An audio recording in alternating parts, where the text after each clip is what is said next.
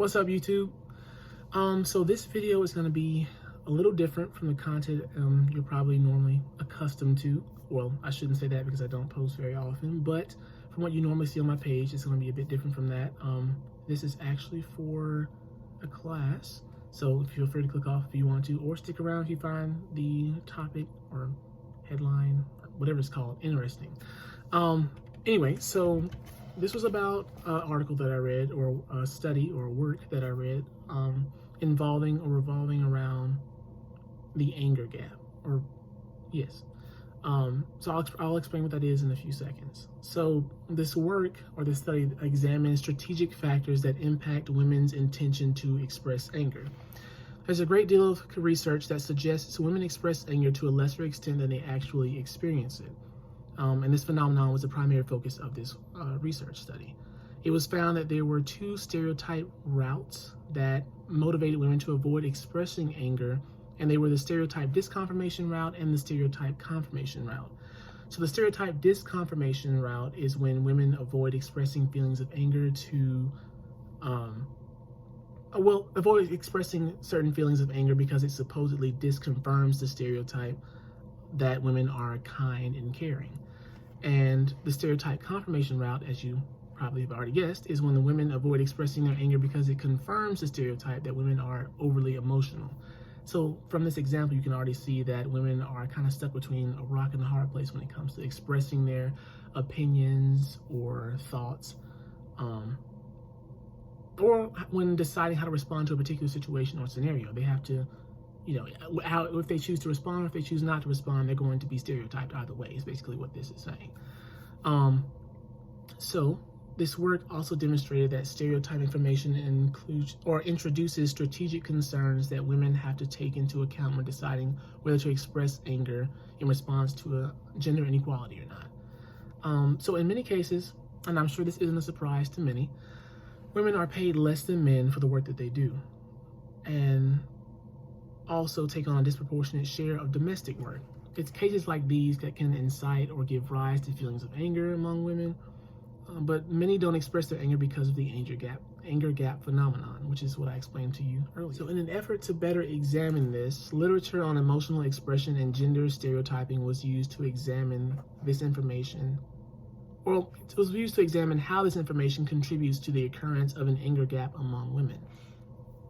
So as I was reading this work or this study, I came across a section in the article that talked about the psychology behind stereotypes and how they can affect one's behavior and how they respond to a certain situation. And when I first started reading it, I was able to kind of relate it to myself in a way, and I'm going to explain soon. So basically,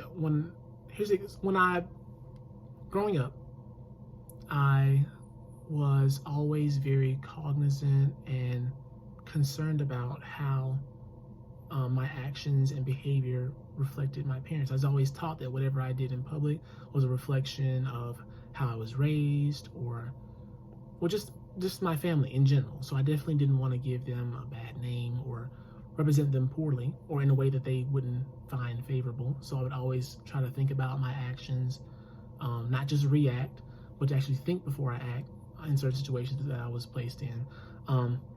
And so when I was reading about it, I compared this experience to some women who think that how they behave is a reflection of all women, and how if they were to lose control or respond very angrily to something, that might confirm the stereotype of being overly emotional. Oh, somebody might think, oh, well, she's just acting like a woman. And that's horrible to say. Don't quote me. I'm not trying to, But anyway, so yeah, that's just an example I thought that kind of helped me picture this better, picture what the researchers were trying to portray a bit better. I could understand it by relating it to an experience that I had. So there's a study that I found. They conducted 3 different studies, but I only read about one. As I said, it was kind of extensive, so I didn't get through the whole thing. But from the study that I did read, it involved a group of women who participated in this voluntarily, and they were required to read an article about the gender pay gap. After reading the article, the female participants were introduced to a male commentator who commentated on the article in a forum. The commentator either suggested that women who express anger disconfirm gender stereotypes because they were not as kind and caring as they should be, or suggested that women who express anger confirm gender stereotypes because they were overly emotional. So, like I was saying before, it's like, they're stuck between a rock and a hard place, and when deciding how to react to a particular subject matter or scenario or situation. So, that's basically it. The paper just or the research study just kind of found or conducted different experiments to either approve or disapprove of the idea that women conform or don't conform to particular stereotypes, and how. So yeah, that's pretty much it. I hope you guys got an okay idea about what the anger gap is. And yeah, see you next time.